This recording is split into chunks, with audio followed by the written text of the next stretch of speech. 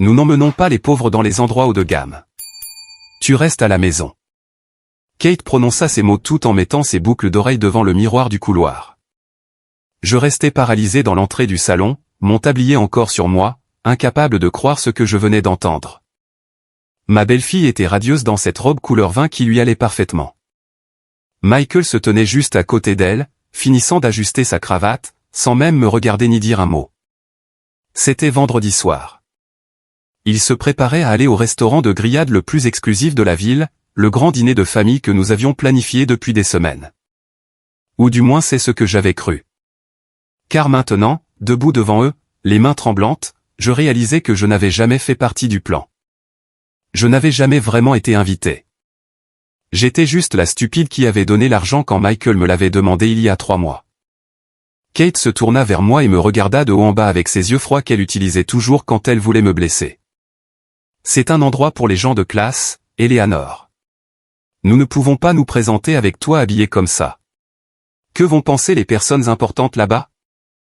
J'essayais de parler, mais ma gorge était nouée. Je regardais Michael, cherchant un signe de soutien, un mot de défense, quelque chose qui me dirait qu'il n'était pas d'accord avec cela. Mais mon fils se contenta de vérifier son reflet dans le miroir, passant une main dans ses cheveux, agissant comme si cette conversation n'avait même pas lieu. Michael. Ma voix sortit faible, brisée.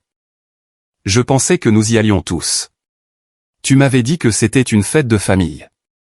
Il soupira d'agacement, comme si j'étais un problème qu'il devait résoudre avant de partir.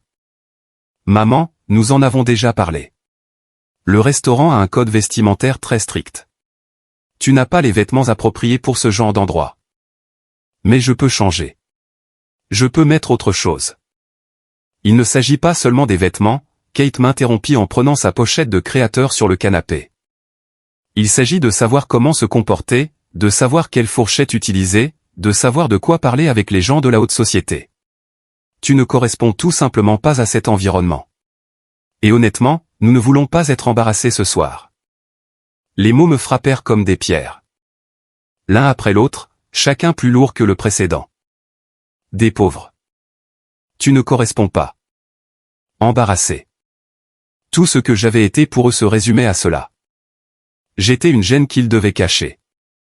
Mais cet argent, j'essayais de dire, l'argent que tu m'as demandé, Michael, cet argent était pour ce dîner, n'est-ce pas? Mon fils me regarda enfin.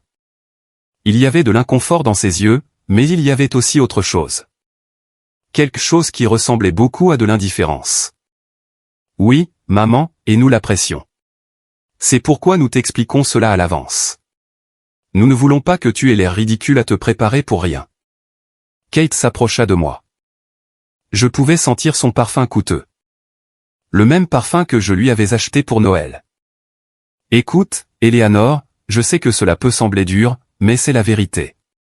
Ce soir est important pour nous, pour notre image, pour notre avenir, et nous avons besoin que tout se passe parfaitement. Pas de surprise, pas de situations inconfortables. Situations inconfortables. Je répétais ces mots, incapable de le croire. Je suis une situation inconfortable. Ne le prends pas personnellement. Michael était déjà à la porte avec les clés de voiture à la main. C'est juste pour cette fois. Il y aura d'autres opportunités. Mais je savais que c'était un mensonge. Je savais qu'il n'y aurait pas d'autres opportunités. Je savais que ce n'était pas juste pour cette fois. C'était ce qu'ils pensaient vraiment de moi. C'était ce que je représentais pour eux. Une nuisance, un fardeau, quelqu'un qui devait rester caché. Kate passa devant moi sans me toucher. Il y a de la nourriture dans le frigo. Ne nous attends pas. Nous serons en retard. Elle s'arrêta à la porte et se retourna. Oh, et s'il te plaît, ne dis à personne à ce sujet. Nous ne voulons pas que les gens pensent des choses étranges à notre sujet. La porte se referma. Le son résonna dans toute la maison vide. Je restais là, au milieu du salon, mon tablier toujours sur moi, mes mains tremblantes encore, incapable de traiter pleinement ce qui venait de se passer.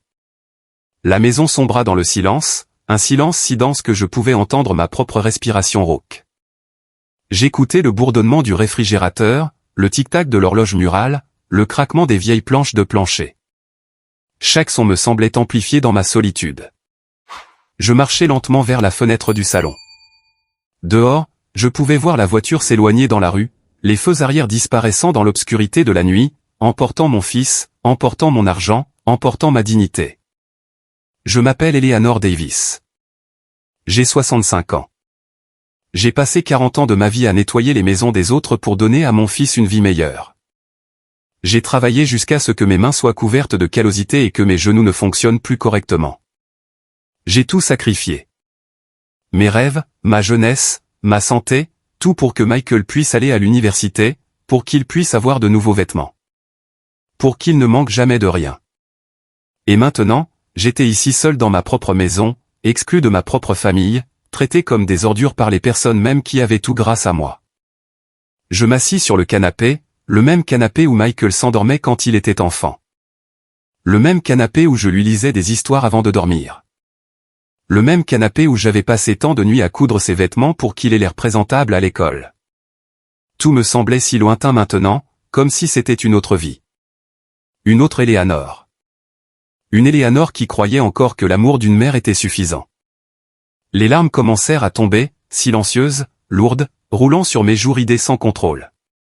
Je pleurais pour la femme que j'avais été, pour la mère qui avait tout donné sans rien demander. Pour la grand-mère qui n'avait même pas été prise en considération. Je pleurais pour chaque sacrifice qui semblait maintenant ne valoir rien. Mais en pleurant, tandis que la douleur me fendait la poitrine, quelque chose d'autre commença à bouger en moi. Quelque chose de petit, quelque chose qui avait dormi trop longtemps, une étincelle de rage. Pas la rage qui crie, pas la rage qui brise les choses, mais la rage froide, la rage qui pense, la rage qui se souvient. Car ce n'était pas la première fois, ce n'était pas la première humiliation. Ce n'était que la plus directe, la plus cruelle, la plus évidente. Mais il y en avait eu d'autres, beaucoup d'autres, de petites exclusions que j'avais justifiées, de petits mensonges que j'avais crus, de petites vexations que j'avais ignorées. Et tandis que la nuit tombait complètement sur ma maison vide, tandis que le silence m'enveloppait comme une lourde couverture, je savais que quelque chose avait changé. Quelque chose s'était brisé en moi, et je n'étais pas sûr de vouloir le réparer. Je restais assis sur ce canapé pendant des heures. Je ne sais pas exactement combien. Le temps semblait s'être arrêté. La maison était sombre, à l'exception de la lumière du lampadaire qui traversait la fenêtre. Je ne bougeais pas. Je n'allumais pas les lumières. Je restais juste là, les larmes séchant sur mes joues tandis que mon esprit commençait à se souvenir de choses que j'avais ignorées pendant longtemps. La première fois que Kate m'avait fait me sentir invisible, c'était il y a 2 ans. C'était l'anniversaire de Michael. J'avais fait son gâteau préféré, le même que je lui avais fait depuis qu'il était enfant, un gâteau Red Velvet maison avec un glaçage au cream cheese. Je m'étais levé à 5 heures du matin pour le rendre parfait. Quand j'arrivai chez eux avec le gâteau dans les mains, Kate ouvrit la porte et me regarda avec ce faux sourire que je connaissais si bien. « Oh, Eleanor, tu n'aurais pas dû te donner cette peine. » Elle me prit le gâteau des mains sans m'inviter à entrer. Nous avons déjà commandé un gâteau à la boulangerie française du centre-ville. Tu sais, quelque chose d'un peu plus sophistiqué pour la fête. Elle resta sur le pas de la porte, bloquant l'entrée. La fête est juste pour les amis proches. Rien d'orienté famille. Nous fêterons une autre fois avec toi. Je restais là sur le porche, les mains vides. Mais Michael m'a dit de venir à 7 heures. Oh, ça doit être un malentendu.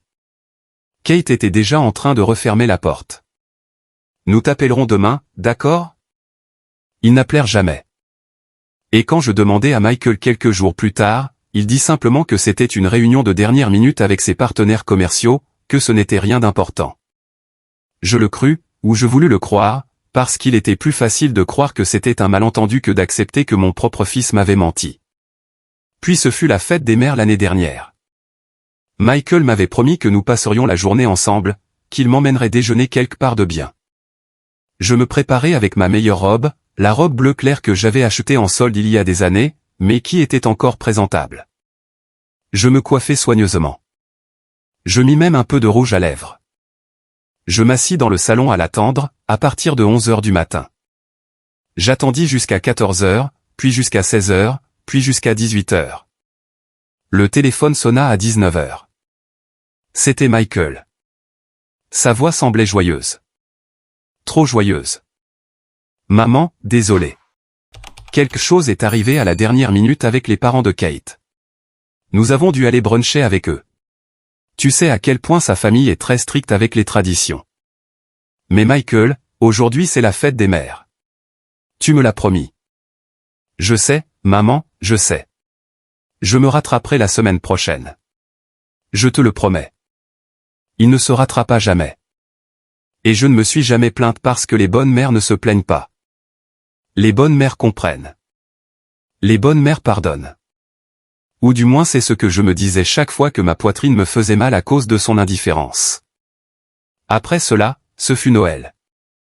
Le Noël où j'avais économisé pendant des mois pour leur acheter de beaux cadeaux. Une montre pour Michael. Un sac à main en cuir pour Kate. Ce n'étaient pas des articles de créateurs coûteux, mais c'était le mieux que je pouvais me permettre avec ma pension. Je les emballai soigneusement. Je mis des nœuds dorés. Je les portai à leur maison le matin du 24 décembre. Kate ouvrit la porte en robe de chambre. Ses cheveux étaient mouillés, comme si elle venait de sortir de la douche. Eleanor, quelle surprise! Elle n'avait pas l'air surprise. Elle avait l'air agacée. Je ne savais pas que tu venais aujourd'hui. Michael m'a dit que nous dînions ensemble la veille de Noël. Comme toujours. Elle resta silencieuse un instant. Puis elle soupira.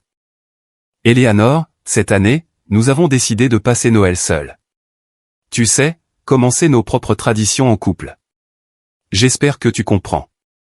Seul? Mais qu'en est-il de moi? Tu peux fêter avec tes amis, avec Suzanne ou quelqu'un du quartier. Ne reste pas seul. Elle me prit les cadeaux des mains. Merci pour le geste attentionné. Nous les ouvrirons plus tard. La porte se referma avant que je puisse dire quoi que ce soit d'autre. Je restai sur le porche par le froid après-midi de la veille de Noël, seul, les mains vides, le cœur brisé. Je retournai à ma maison et passai la veille de Noël à regarder la télévision, mangeant les restes du dîner que j'avais préparé, pensant qu'ils le partageraient avec moi. Je ne sus jamais s'ils avaient ouvert mes cadeaux. Ils ne me remercièrent jamais. Ils n'appelèrent jamais pour me souhaiter un joyeux Noël. Et puis il y avait les fois où j'appelais et ils ne répondaient pas. Les fois où je leur envoyais un SMS et ils répondaient par des mots uniques des jours plus tard. Les fois où je passais devant leur maison et voyais la voiture dans l'allée, mais quand je frappais à la porte, personne n'ouvrait. Les fois où j'entendais leur voix à l'intérieur, mais ils faisaient semblant de ne pas être là.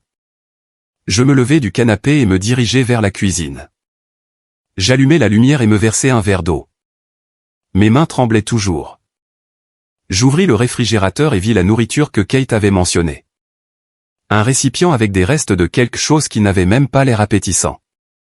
C'était ce qu'ils m'avaient laissé. Des restes. Parce que c'était ce que j'étais pour eux, un reste de leur vie parfaite. Je sortis mon téléphone de la poche de mon tablier. J'ouvris l'application photo et commençai à faire défiler. Il y avait des photos de Michael et Kate dans des restaurants chics, en voyage à la plage, à des fêtes avec des amis, toutes publiées sur leurs réseaux sociaux, toutes avec des sourires parfaits et des légendes joyeuses. Et je n'apparaissais dans aucune d'elles. Je continuais à faire défiler. Il y avait une photo d'il y a 3 semaines. C'était l'anniversaire de Kate. Ils étaient dans un restaurant entouré de gens, tout le monde toastant, tout le monde riant. Je ne savais pas que c'était son anniversaire. Personne ne m'avait dit. Personne ne m'avait invité. Et j'avais l'habitude de toujours lui acheter un cadeau. J'avais l'habitude de toujours lui faire un gâteau. Cette année, je ne savais même pas qu'elle avait un anniversaire. Plus de photos. Un voyage à la montagne il y a 2 mois. Michael m'avait dit qu'il serait occupé par le travail, qu'il ne pourrait pas me rendre visite ce week-end-là. Mais il était là, souriant à côté d'un feu de camp avec Kate et un groupe d'amis, mentant, se cachant de moi. Et puis je vis la photo la plus récente. C'était d'il y a 1 semaine. Un dîner chez les parents de Kate. Dîner de famille. La légende disait, famille réunie. Mais je n'étais pas là parce que je n'étais pas de la famille, pas pour eux. Je fermai le téléphone et le posai sur la table. La douleur dans ma poitrine était si intense que je pouvais à peine respirer. Toutes ces fois où j'avais justifié leur absence. Toutes ces fois où je m'étais dit qu'ils étaient occupés, qu'ils avaient leur propre vie, qu'il était normal que les enfants s'éloignent. Tout cela n'avait été qu'un mensonge. Il n'était pas occupé. Il ne voulait tout simplement pas être avec moi. Je me rassis à la table de la cuisine.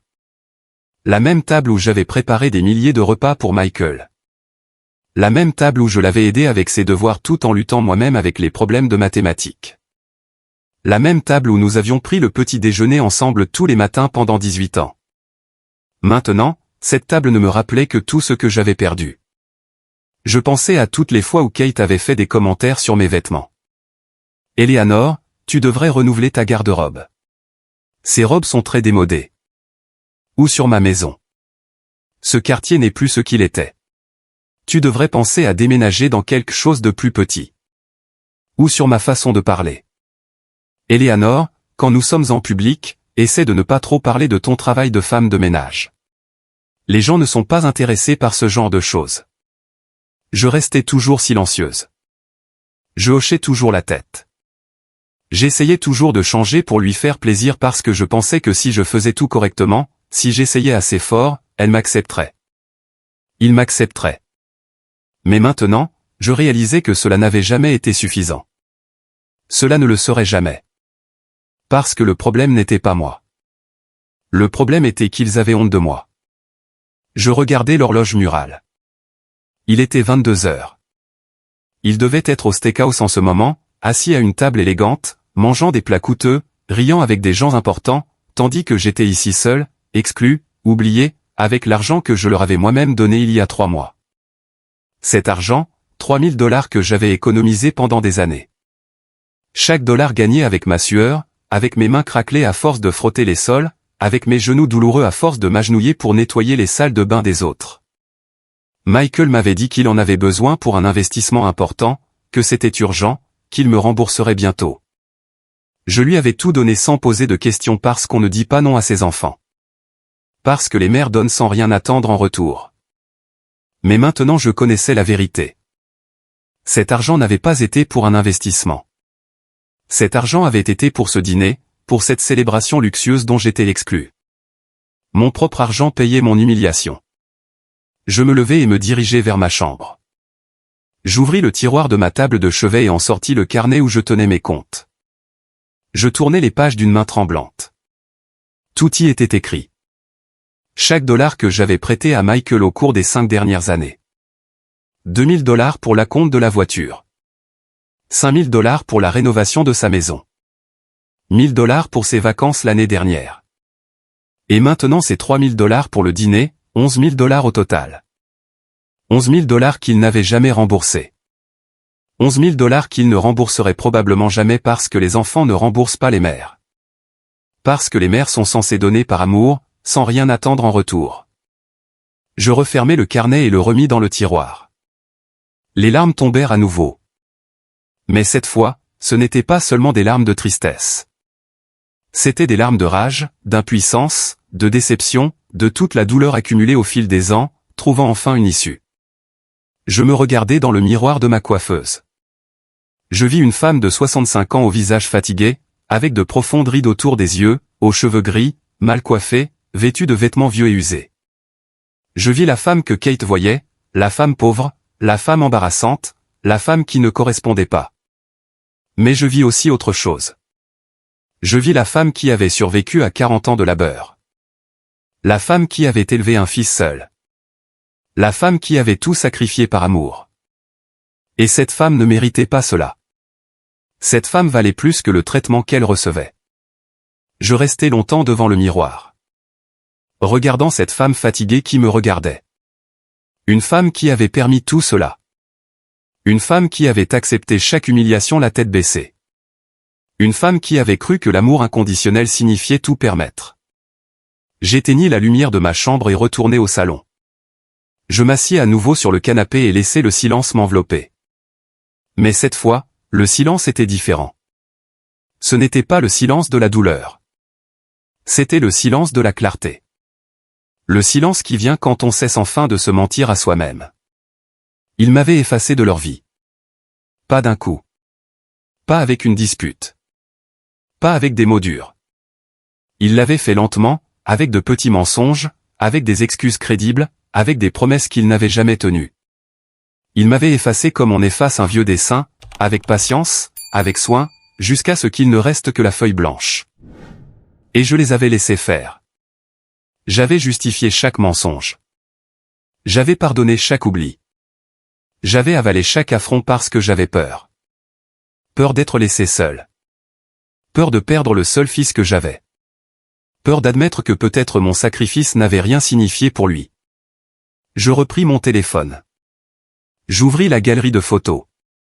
Mais cette fois, je ne cherchais pas de photos de Michael et Kate. Je cherchais mes propres photos. Les photos de ma vie avant qu'ils ne décident que j'étais une gêne. J'étais là à 25 ans, jeune, souriante, avec le bébé Michael dans mes bras. Son père venait de partir. Il m'avait laissé seul avec un enfant de 6 mois et sans un sou en poche. Mais je souriais sur cette photo parce que j'avais de l'espoir. Parce que je croyais que tout irait bien. Une autre photo. Michael a 7 ans, son premier jour d'école.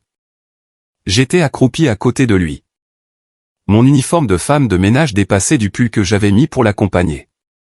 J'avais manqué le travail ce matin-là pour l'accompagner. J'avais perdu la paix de cette journée, mais je m'en fichais parce que mon fils avait besoin de moi. Plus de photos. Michael a sa remise de diplôme du lycée. Moi, debout fièrement à côté de lui dans ma meilleure robe. La même robe que j'avais portée à 3 mariages et 2 baptêmes parce que je n'avais pas d'argent pour en acheter une autre. Mais j'étais heureuse parce que mon fils obtenait son diplôme avec mention. Parce que tous les efforts avaient valu la peine. La dernière photo que nous avions ensemble datait d'il y a 2 ans. Pour mon 63e anniversaire, Michael était venu me rendre visite seul. Kate était restée parce qu'elle avait mal à la tête. Ou c'est ce qu'il a dit. Nous étions assis dans ce même salon. J'avais fait mon propre gâteau, un simple gâteau à la vanille. Michael avait l'air mal à l'aise sur la photo, comme s'il voulait être ailleurs. C'était la dernière fois que nous avions passé du temps seuls, la dernière fois que j'avais eu l'impression d'être encore sa mère. Après cela, tout avait changé. Les visites étaient devenues plus courtes, les appels plus rares, les excuses plus fréquentes, et je l'avais juste regardé s'éloigner sans pouvoir rien faire pour l'arrêter. Je posai le téléphone et fermai les yeux. Je pris une profonde inspiration. La douleur dans ma poitrine était toujours là. Mais il y avait autre chose. Quelque chose qui ressemblait à de l'acceptation. Une acceptation amère mais nécessaire. Mon fils m'avait abandonné. Pas physiquement, mais émotionnellement. Il avait coupé tous les liens avec moi, et Kate n'avait fait qu'accélérer un processus qui avait peut-être déjà commencé avant. Peut-être que Michael avait toujours eu honte de moi, de mon travail, de ma humble maison, de ma façon de parler, de tout ce que je représentais, et Kate lui avait simplement donné la permission d'agir selon ce qu'il ressentait déjà. Je me levai du canapé. Je marchai jusqu'à la cuisine et me versai un verre d'eau. Mes jambes tremblaient, non pas de tristesse, mais de quelque chose de différent. Quelque chose qui ressemblait à un réveil d'un long rêve. Un rêve où j'avais été la mère parfaite et il avait été le fils reconnaissant. Mais ce rêve n'avait jamais été réel. J'ouvris le tiroir où je gardais les documents importants. J'en sortis l'enveloppe cartonnée où se trouvaient tous les papiers de la maison, l'acte de propriété, les reçus de paiement, les documents qui prouvaient que cette maison était à moi, entièrement à moi, payée avec mon travail, avec mon effort, sans l'aide de personne. J'en sortis aussi les relevés bancaires, les extraits montrant chaque virement que j'avais fait à Michael ces dernières années. 11 000 $ au total. 11 000 $ qu'il n'avait jamais mentionné remboursés parce que pour lui, cet argent était un cadeau ou pire, c'était mon obligation parce que les mères doivent donner, toujours donner. Je posais tous les papiers sur la table et les regardais. Toute ma vie était résumée dans ces documents. Une vie de travail honnête, de sacrifice constant, d'amour inconditionnel, mais aussi une vie où j'avais été prise pour une idiote, utilisée, jetée quand je n'étais plus utile. Le téléphone vibra sur la table. C'était un SMS de Suzanne. « Éléanore, ça va ? J'ai vu des lumières allumées chez toi. Tu as besoin de quelque chose ? Suzanne, ma voisine d'aussi loin que je me souvienne. La seule personne qui semblait remarquer mon existence ces derniers temps. La seule qui demandait comment j'allais. La seule qui s'inquiétait quand elle ne me voyait pas dans le jardin le matin. Je répondis. Je vais bien, Suzanne. Juste couché tard. Merci de demander. Elle répondit immédiatement. Si tu as besoin de compagnie, frappe à ma porte. Ça ne me dérange pas. Je souris. Un sourire triste mais sincère. Suzanne valait plus que toute la famille que j'étais censé avoir. Suzanne me traitait avec respect, avec affection, avec la dignité que mon propre fils me niait. Ne t'inquiète pas, je vais bien. Nous parlerons demain. Je posai le téléphone et regardai à nouveau les documents sur la table. 11 000 $, ma maison, mes économies, tout ce que j'avais dans ce monde, tout ce que j'avais construit seul sans aide, sans soutien, juste avec mes mains et ma volonté de continuer. Et soudain, quelque chose fit-il dans mon esprit. Une idée. Petite au début, mais elle ne cessa de grandir, de devenir plus claire, plus forte, plus nécessaire. J'avais du pouvoir. Peut-être pas le pouvoir de l'argent abondant. Peut-être pas le pouvoir du statut social, mais j'avais le pouvoir de la vérité. Le pouvoir de dire, ça suffit, le pouvoir de ne plus les laisser me piétiner. Je repris mon téléphone et ouvris le chat avec Michael. Le dernier message datait d'il y a une semaine. Je lui avais demandé s'il viendrait me rendre visite ce week-end. Il avait répondu par un bref « Je ne peux pas, occupé ». Et j'avais répondu « Ne t'inquiète pas, mon fils. Je comprends. » Mais je ne comprenais plus. Je ne voulais plus comprendre. Je n'allais plus justifier l'injustifiable. Je tapais un message. Michael, je dois te parler demain. C'est important. Je ne l'envoyais pas encore. Je fixais les mots sur l'écran, pensant, calculant, planifiant. J'effaçais le message. Ce n'était pas encore le moment. D'abord, je devais réfléchir. Je devais être sûr de ce que j'allais faire. Je devais être sûr d'être prête à affronter ce qui allait suivre.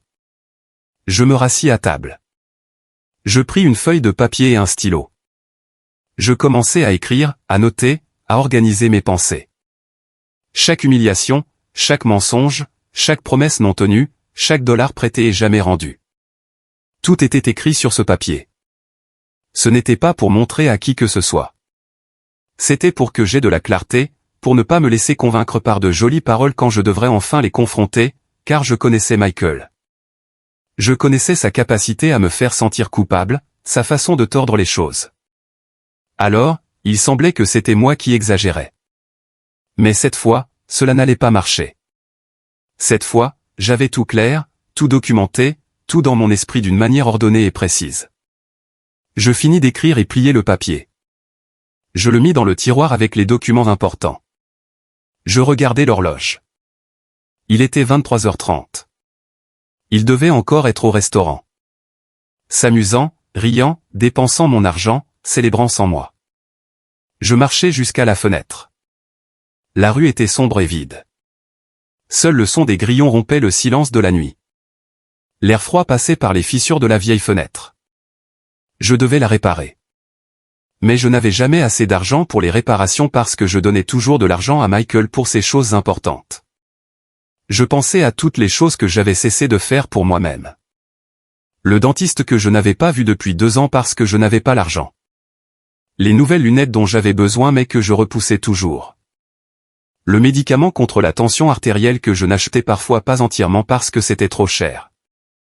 Tout ce que j'avais sacrifié pour pouvoir lui donner plus. Et il me payait en m'excluant, en ayant honte de moi, en me traitant comme si j'étais un vieux meuble qui ne sert plus mais qu'on ne peut pas non plus jeter. Je sentis la rage monter à nouveau dans ma gorge. Mais cette fois, je ne l'avalais pas. Je la laissais être. Je la laissais grandir. Parce que cette rage était juste. Cette rage était nécessaire. Cette rage était la seule chose qui me ferait agir au lieu de continuer à accepter. Je ne savais pas encore exactement ce que j'allais faire. Je n'avais pas de plan complet. Mais je savais que quelque chose devait changer. Que je devais changer. Que je ne pouvais plus être l'Éléanore qui supportait tout. L'Éléanore qui pardonnait tout. L'Éléanore qui se contentait des miettes de l'amour de son fils.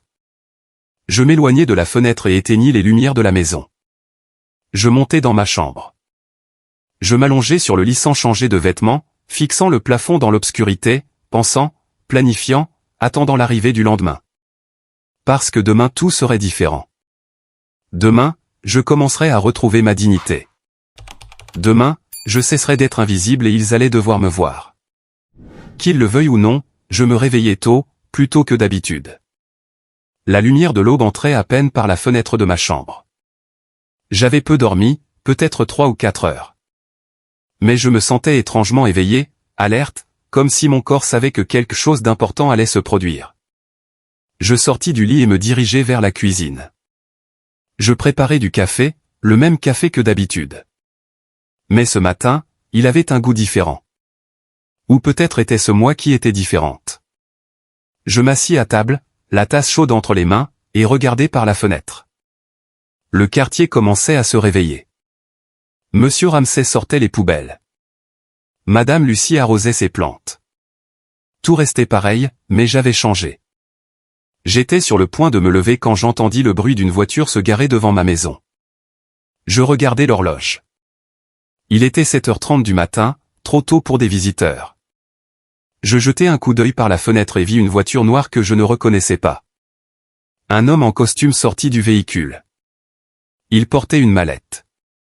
Il se dirigea vers ma porte d'un pas sûr. La sonnette retentit. Mon cœur se mit à battre plus vite. Je n'attendais personne. Je marchai jusqu'à la porte et l'ouvris prudemment. L'homme devant moi avait environ 50 ans. Cheveux gris, bien soignés, visage sérieux, mais pas menaçant. « Bonjour, Madame Eleanor Davis. » Je hochai la tête sans rien dire. Ma gorge était sèche. « Mon nom est Monsieur Thompson. Je suis avocat. Puis-je entrer ? J'ai besoin de vous parler d'une affaire urgente. » Un avocat à ma porte à 7h30 du matin. Rien de tout cela n'avait de sens. Une affaire urgente ? Quel genre d'affaire ? Cela concerne votre fils, Michael Davis, et certains documents qui sont entrés en ma possession. Son expression était grave. C'est important, madame. S'il vous plaît. Quelque chose dans son ton me fit m'écarter. Il entra et je fermai la porte. Je le conduisis au salon. Il s'assit sur le canapé et ouvrit sa mallette. Je m'assis en face de lui, les mains tremblantes. Madame Davis, ce que je vais vous dire pourrait être difficile à entendre, mais j'ai besoin que vous écoutiez attentivement. Il sortit un dossier de la mallette. Il y a 3 jours, un de mes clients est décédé. Un homme nommé Robert. Ce nom vous dit-il quelque chose ? Je secouai la tête. Je n'avais jamais entendu ce nom de ma vie. Robert était un homme d'affaires, plutôt prospère, et dans son testament, il a laissé des instructions très spécifiques. Il ouvrit le dossier et en sortit plusieurs documents. Il s'avère que Robert connaissait très bien votre fils Michael. Ils étaient partenaires dans une entreprise d'investissement immobilier. Partenaires. Michael ne m'avait jamais rien dit sur le fait d'être le partenaire de quelqu'un. Il ne m'avait jamais parlé d'investissements immobiliers. Monsieur Thompson continua. Le problème, Madame Davis, est que l'entreprise a été fondée avec de l'argent qui n'appartenait pas à votre fils. De l'argent qu'il a obtenu frauduleusement. Les mots me frappèrent comme des pierres. Frauduleusement, mon fils. Cela ne pouvait pas être vrai. Qu'est-ce que vous dites ? Monsieur Thompson me regarda avec compassion.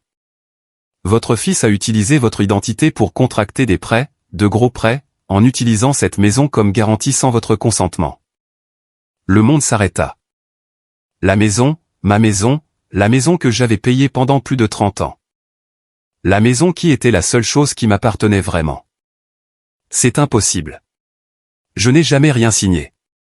Je n'ai jamais autorisé. Je sais, madame. C'est pourquoi c'est de la fraude. Robert l'a découvert il y a 2 mois. Et avant de mourir, il m'a laissé des instructions pour que je vous contacte.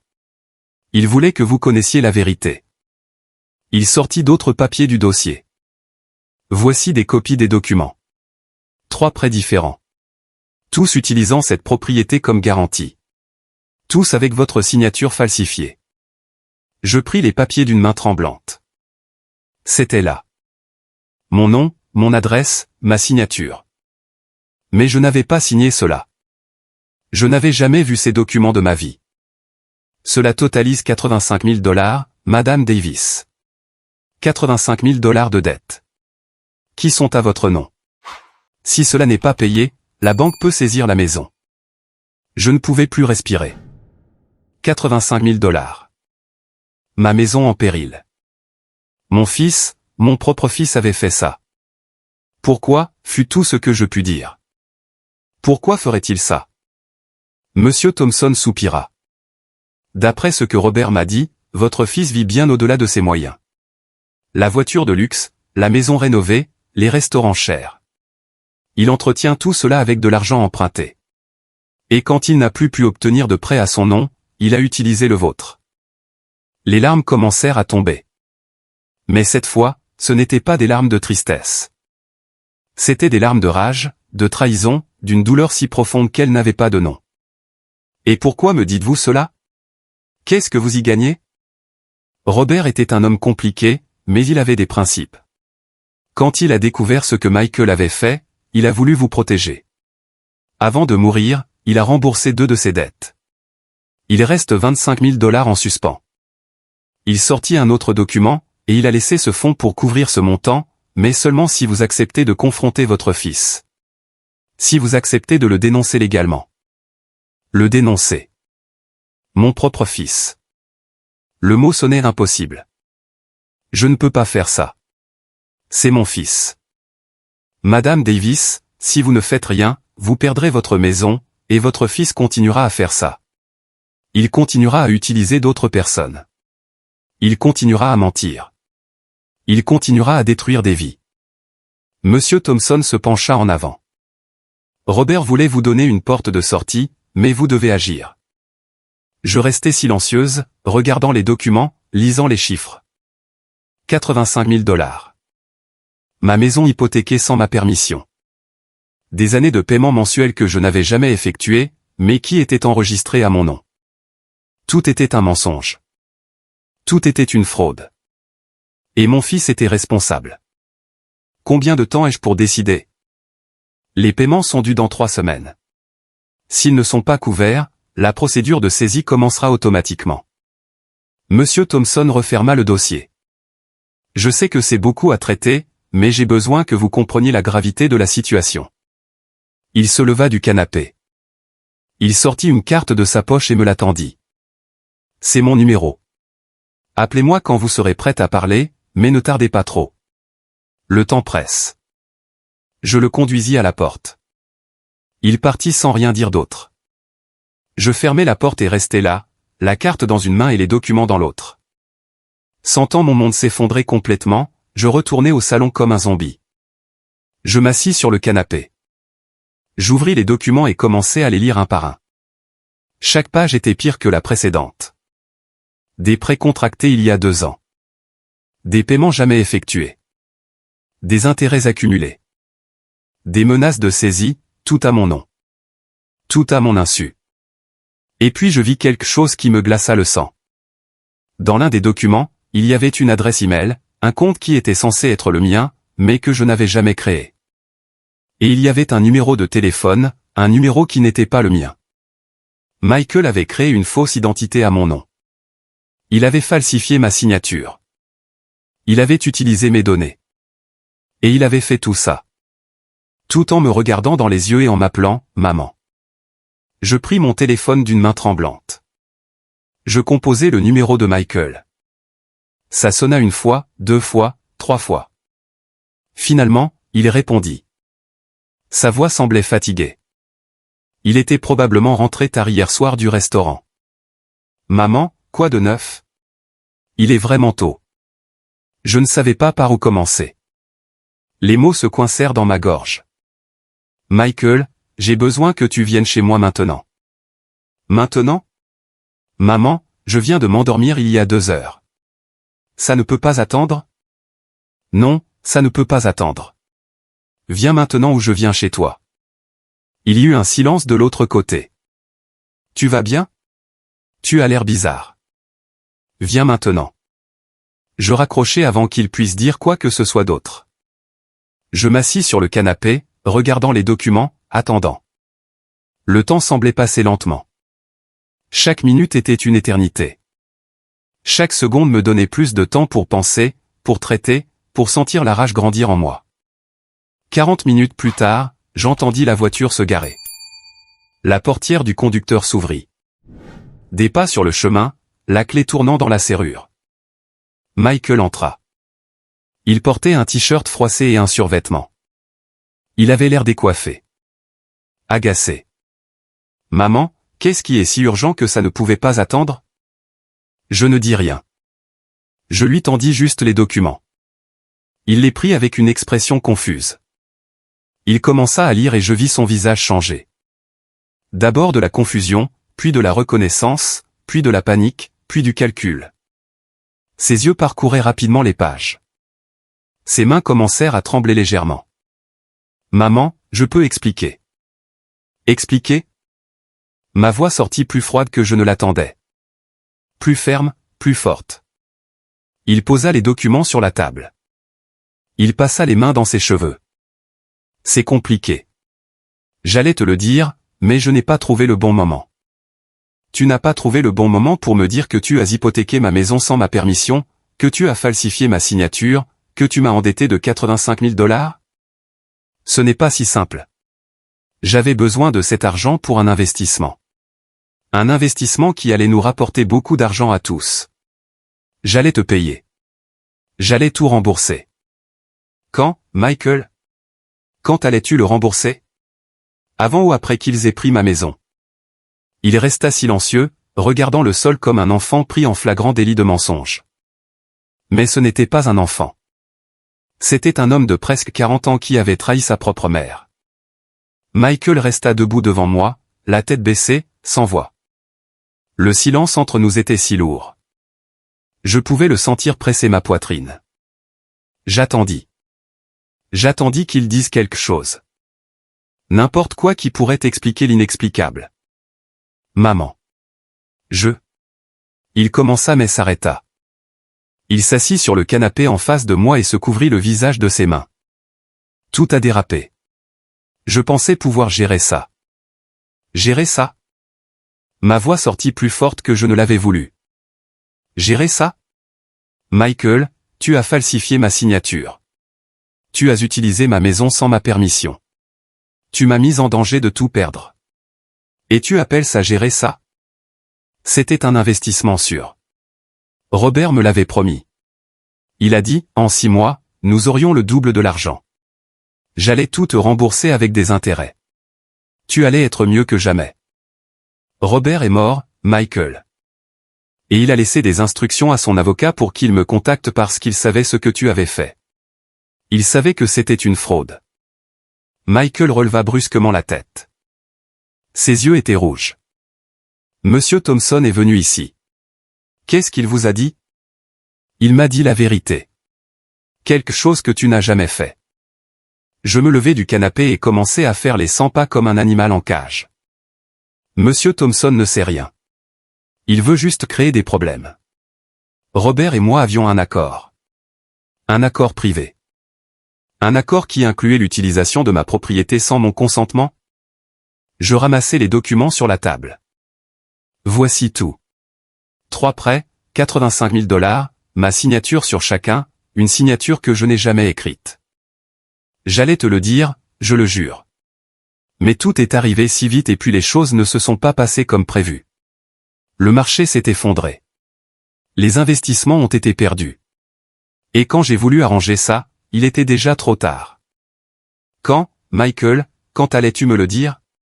Quand il serait venu prendre ma maison? Quand il m'aurait laissé dans la rue? Je n'aurais jamais permis ça, cria-t-il. Mais son cri sonnait désespéré, pas convaincant. J'aurais trouvé un moyen de payer. Je trouve toujours un moyen. Comme tu as trouvé un moyen de me payer les 11 000 $ que je t'ai prêtés? Comme tu as trouvé un moyen de m'inclure dans le dîner d'hier soir que j'ai payé moi-même? Il resta silencieux. Ses yeux évitaient les miens. Pensais-tu que ça ne me ferait pas de mal, Michael? Pensais-tu que tu pouvais m'utiliser, me mentir, me voler, et que j'accepterais simplement parce que je suis ta mère? Je ne t'ai pas volé. J'ai juste emprunté. C'est différent. Ce n'est pas différent. C'est du vol. C'est de la fraude. C'est de la trahison. Les larmes commencèrent à couler sur mes joues. Je t'ai tout donné. Tout ce que j'avais, tout ce que j'étais, et tu m'as remboursé en me détruisant. Ne sois pas dramatique, maman. Personne ne te détruit. Ces mots furent comme une gifle. J'essuyai mes larmes du revers de la main. Tu as raison. Personne ne me détruit parce que je ne le permettrai plus. Je me levai du canapé. Je marchai jusqu'à la cuisine et sortis le tiroir où je gardais tous mes documents importants. Je revins avec un autre dossier. Je le posai sur la table à côté des documents que M. Thompson m'avait apportés. « Qu'est-ce que c'est » demanda Michael avec suspicion. « C'est tout. Chaque prêt que je t'ai donné. Chaque promesse que tu m'as faite. Chaque mensonge que tu m'as dit. » J'ouvris le dossier. 11 000 $ ces 5 dernières années. De l'argent que tu n'as jamais remboursé. De l'argent que tu as demandé pour des urgences qui n'ont jamais existé. Michael regarda les papiers sans rien dire. Et voici les relevés bancaires, les virements, tout documenté, tout avec date et heure. Je sortis d'autres papiers. J'ai aussi les messages, les conversations où tu as promis de me rembourser. Les excuses, les mensonges. Qu'est-ce que tu as l'intention de faire avec ça? J'ai l'intention de me protéger. J'ai l'intention de m'assurer que tu ne pourras plus jamais me faire de mal. Il s'approcha de moi. Son expression changea. Ce n'était plus le fils honteux. C'était l'homme calculateur. L'homme qui avait appris à manipuler. Maman, pense à ce que tu fais. Si tu rends ça public, si tu me dénonces, tu vas ruiner ma vie. Ma réputation. Mon mariage. Ta réputation est un mensonge. Ton mariage est construit sur l'argent que tu m'as volé. Et ta vie est déjà ruinée. Tu ne le sais juste pas encore. Et toi? Si ça se sait, tout le monde saura que ton propre fils t'a escroqué. Comment penses-tu qu'ils te verront? Penses-tu que tu auras une quelconque dignité? Ces mots cherchaient à me blesser. Cherchaient à me faire sentir petite, mais ils ne fonctionnaient plus. Ma dignité ne dépend pas de ce que les autres pensent. Elle dépend de ce que je fais maintenant. Je pris mon téléphone et appelai M. Thompson. Il répondit à la deuxième sonnerie. Monsieur Thompson, c'est Eleanor Davis. J'accepte votre aide. Je veux procéder avec tout. Michael pâlit. Maman, non. S'il te plaît, nous pouvons arranger ça entre nous. Nous n'avons pas besoin d'avocat. Monsieur Thompson, mon fils est là. Vous pouvez venir maintenant. Je serai là dans 20 minutes. Je raccrochai le téléphone. Michael me regarda avec un mélange de peur et de rage. C'est une erreur, maman. Une erreur que tu vas regretter. La seule erreur que j'ai faite a été de te faire confiance. De croire que l'amour d'une mère était suffisant. De penser que si je te donnais tout, tu m'aimerais. Je t'aime. Non, tu ne m'aimes pas. Tu m'utilises. Il y a une différence. Il se laissa tomber sur le canapé. Il se couvrit le visage de ses mains. Qu'est-ce qui va se passer maintenant? Maintenant, tu vas faire face aux conséquences de tes actes. Tu vas signer des documents reconnaissant la fraude. Tu vas rembourser chaque centime. Et tu vas arrêter de mentir. Je n'ai pas cet argent. Je ne peux pas te payer. Alors tu vendras tout ce que tu as à vendre. La voiture, les choses de la maison, tout ce qui est nécessaire. Je pris les documents sur la table. Et si tu ne le fais pas volontairement, Monsieur Thompson s'assurera que tu le fasses légalement. Kate va me tuer. Si nous vendons la voiture, si je mets des choses en gage, elle va. Kate. Je répétai le nom avec amertume. Elle sait ce que tu as fait? Michael ne répondit pas, mais son silence fut une réponse suffisante. Elle savait. Elle savait que tu me volais et elle n'a rien dit. Peut-être même t'a-t-elle encouragé à le faire. Kate n'a rien à voir avec ça. Kate a tout à voir avec ça. Elle t'a convaincu que j'étais une gêne, que je ne méritais pas le respect, que j'étais juste une source d'argent que tu pouvais exploiter. Ce n'est pas comme ça. Non. Alors explique-moi pourquoi hier soir on m'a dit que je ne pouvais pas aller à un dîner que j'avais payé moi-même. Explique-moi pourquoi j'ai été traité comme des ordures, comme si je ne valais rien. Michael resta silencieux, regardant le sol. Vaincu, La sonnette retentit. C'était Monsieur Thompson. J'ouvris la porte et il entra avec sa mallette. Il regarda Michael puis me regarda. « Madame Davis, êtes-vous sûre de cela ?» « Complètement sûr. » Monsieur Thompson sortit des documents de sa mallette. Il les posa sur la table. « Ce sont les papiers que nous avons besoin que vous signiez, Monsieur Davis.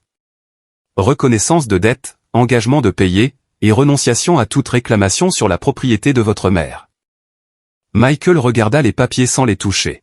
« Et si je ne signe pas ? Alors nous procéderons légalement. Fraude, falsification de documents.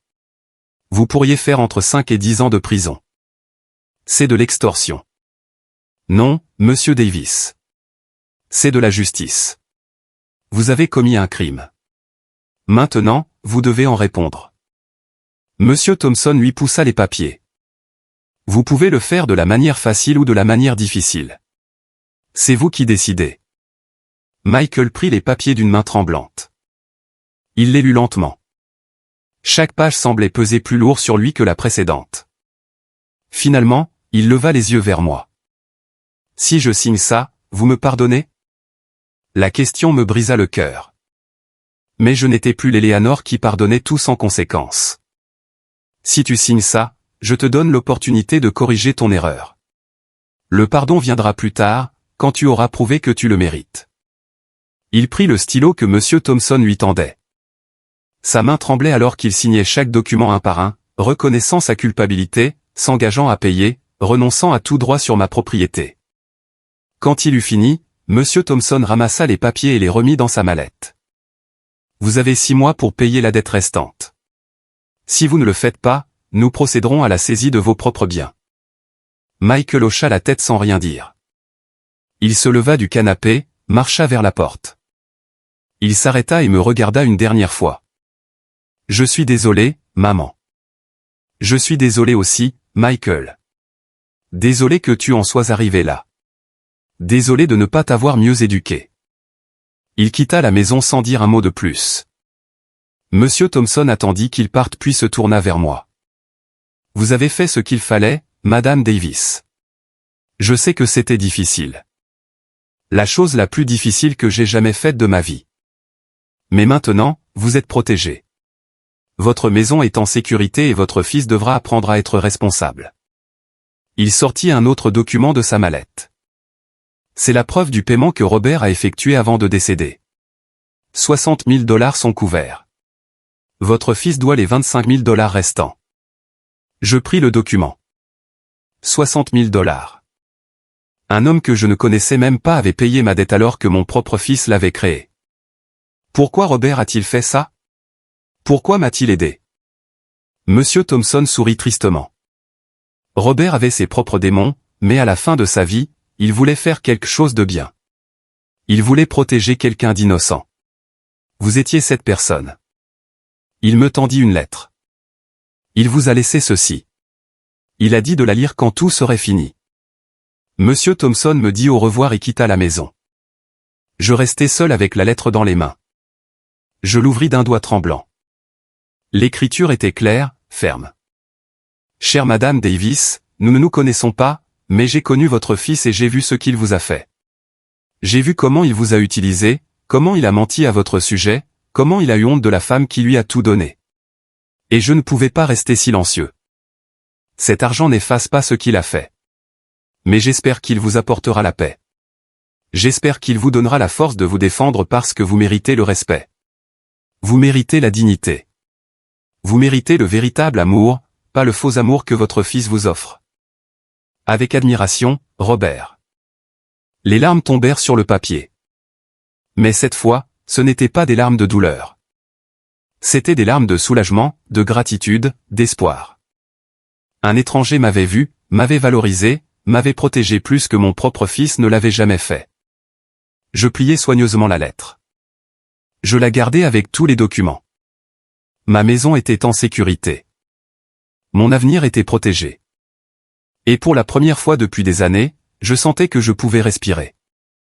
Les jours suivants passèrent dans un calme étrange. Michael n'appela pas, n'écrivit pas, ne se présenta pas à ma maison. C'était comme s'il avait complètement disparu de ma vie. Et pour la première fois depuis longtemps, ce silence ne me blessait pas. Il me donnait de l'espace pour penser, pour planifier, pour décider ce que j'allais faire ensuite. Je passais les matins à organiser tous mes documents, chaque papier, chaque reçu, chaque preuve de ce qui s'était passé. Je les gardais dans des dossiers séparés, tout ordonné, tout clair. Monsieur Thompson m'avait conseillé de garder des copies de tout, et je suivis son conseil à la lettre. Suzanne vint me rendre visite mercredi après-midi. Elle apporta un gâteau au citron qu'elle avait fait ce matin-là. Elle s'assit avec moi dans la cuisine et me versa du café sans rien demander.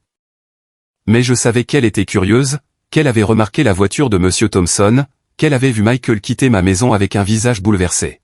« Ça va, Eleanor ?» demanda-t-elle finalement. Je la regardai dans les yeux, ces yeux gentils qui ne voulaient que s'assurer que j'allais bien. Et pour la première fois depuis longtemps, je ne mentis pas. Non, je ne vais pas bien. Mais je vais l'être. Tu veux en parler? Je lui racontai tout, chaque détail, chaque mensonge, chaque trahison. Suzanne m'écouta en silence sans m'interrompre, sans juger. Quand j'eus fini, elle me prit la main dans la sienne. Ce garçon ne sait pas ce qu'il a. Il n'a jamais su. Ce n'est plus ce qu'il sait ou ne sait pas qui compte. Ce qui compte, c'est ce que je sais maintenant. Et qu'est-ce que tu vas faire? Je vais retrouver ma dignité. Je vais m'assurer que cela ne se reproduise plus jamais. Suzanne hocha la tête. Si tu as besoin de quoi que ce soit, n'importe quoi, dis-le-moi. Tu n'es pas seul là-dedans. Ces mots me remplirent de chaleur. La chaleur que j'aurais dû recevoir de ma propre famille, mais que je ne trouvais que chez une voisine, chez une véritable amie. Jeudi matin, Monsieur Thompson m'appela. « Madame Davis, j'ai des nouvelles. Michael a commencé à vendre des choses. Il a mis la voiture en vente et il essaie d'obtenir un prêt personnel pour couvrir une partie de la dette. Et Kate? Elle sait. Il y eut une pause. D'après ce que je comprends, elle est furieuse. Très furieuse. Elle a traité Michael de tous les noms. Elle dit qu'il a ruiné sa vie. Bien sûr, Kate ne se souciait que d'elle-même, de son image, de son style de vie, pas des dommages qu'ils avaient causés, pas de la mère qu'ils avaient trahie. Bien. Qu'elle affronte les conséquences. Il y a autre chose, Madame Davis. Kate a passé des appels, essayant d'obtenir de l'argent de sa propre famille. Il semble que ses parents aient des ressources. Ils pourraient aider à payer la dette plus rapidement tant qu'ils paient ce qu'ils doivent. Je me fiche d'où vient l'argent. Compris. Je vous tiendrai informé de tout développement. Je raccrochai le téléphone et restai là, à réfléchir. Kate demandant de l'aide à sa famille. Kate s'humiliant devant ses parents. Kate devant expliquer que son mari avait commis une fraude contre sa propre mère.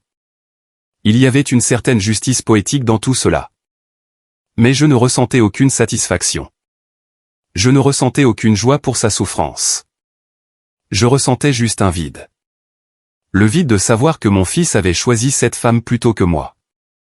Qu'il avait préféré lui faire plaisir plutôt que de respecter sa propre mère. Vendredi soir, alors que je préparais le dîner, mon téléphone sonna. C'était un numéro inconnu. J'hésitais à répondre, mais quelque chose me poussa à décrocher. Madame Eleanor? C'était une voix de femme. Plus âgée, éduquée. Oui. Qui est-ce? Je m'appelle Madame Sterling. Sonia Sterling. Je suis la mère de Kate. Mon cœur fit un bond. La mère de Kate. Que voudrait-elle? Madame Sterling, comment puis-je vous aider? J'ai besoin de vous parler en personne. Pourriez-vous venir chez moi demain? C'est important. De quoi s'agit-il? Je préfère en discuter en personne, s'il vous plaît. Il s'agit de nos enfants. De cette terrible situation. Quelque chose dans sa voix me fit accepter. D'accord. Quelle heure? 15 heures.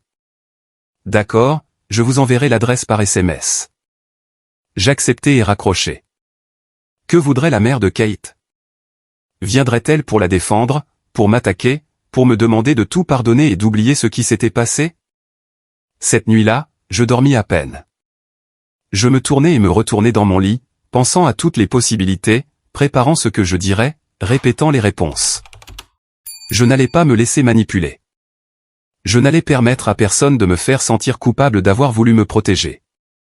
Samedi, je me préparais soigneusement. Je mis ma meilleure robe, la bleu clair qui me faisait toujours me sentir présentable. Je me coiffais et me maquillais légèrement. Je voulais avoir l'air digne, forte, pas comme la femme pauvre et gênante que Kate avait décrite. L'adresse que Madame Sterling m'avait envoyée était celle d'une maison dans le quartier chic de la ville. Une grande maison avec un jardin bien entretenu, un portail en fer forgé, une fontaine à l'entrée. Tout criait l'argent, le vieil argent. Je sonnai et une femme de ménage ouvrit la porte. Elle me conduisit à travers un immense salon jusqu'à un jardin arrière où Madame Sterling m'attendait, assise à une table en fer forgé. Elle se leva en me voyant. C'était une femme d'environ 70 ans, élégante, aux cheveux parfaitement coiffés, vêtue de vêtements chers mais discrets. « Madame Davis, merci d'être venue. » Elle me tendit la main. Sa poignée était ferme. « Madame Sterling, s'il vous plaît asseyez-vous. Puis-je vous offrir quelque chose à boire? Café? Thé?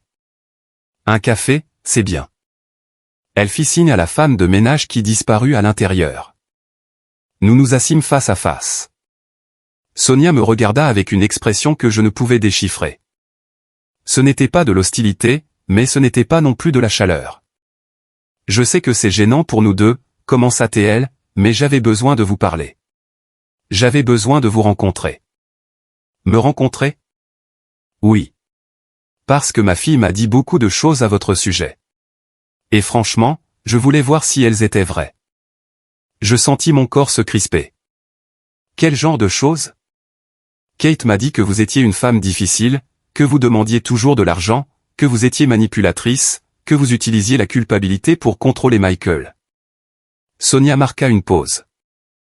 Mais quand j'ai découvert ce qui s'était réellement passé, ce que Michael vous avait fait, j'ai su que ma fille mentait. La femme de ménage apporta le café. Nous attendîmes en silence qu'elle reparte. Kate sait-elle que vous me parlez? Non. Et je préférerais qu'elle ne le sache pas. Du moins pas encore. Sonia prit sa tasse de thé. Ma fille a beaucoup de défauts, Madame Davis, et j'en porte une partie de la responsabilité. Nous l'avons élevée avec trop de confort. Nous lui avons tout donné sans lui apprendre la valeur de rien. Pourquoi me dites-vous cela?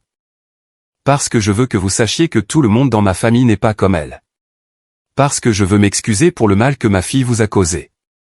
Sonia me regarda droit dans les yeux. Et parce que je veux vous aider. Je n'ai pas besoin de votre aide. Je sais, Monsieur Thompson m'a dit que vous aviez refusé l'offre de Robert de tout payer, que vous aviez insisté pour que votre fils paie ses propres dettes. Cela parle très bien de vous. Monsieur Thompson vous a dit? Robert était mon frère, Madame Davis. Je sais tout ce qui s'est passé, et je suis d'accord avec ce que vous avez fait. Robert était son frère. Le monde me sembla soudain très petit. Quand Robert m'a dit ce que Michael avait fait, j'ai eu honte parce que ma fille en faisait partie, parce qu'elle savait et n'a rien fait pour l'arrêter. Pire encore, elle l'a encouragé. Elle l'a encouragé. Sonia hocha la tête. Kate a toujours été ambitieuse. Elle a toujours voulu plus que ce qu'elle avait. Et quand elle a épousé Michael, elle a pensé qu'elle avait trouvé quelqu'un qui pouvait lui donner la vie qu'elle voulait. Mais Michael n'a pas autant d'argent qu'elle le croyait. Alors ils ont commencé à vivre à crédit, sur les apparences, sur des mensonges. Et j'étais une source d'argent facile. Exactement. Et quand vous n'avez plus eu rien à donner, il a eu recours à la fraude. Sonia posa sa tasse sur la table. Mais il y a autre chose que vous devez savoir. Quelque chose que même Monsieur Thompson ne sait pas encore. Mon cœur se mit à battre plus vite. Quoi? Kate prévoit de divorcer de Michael.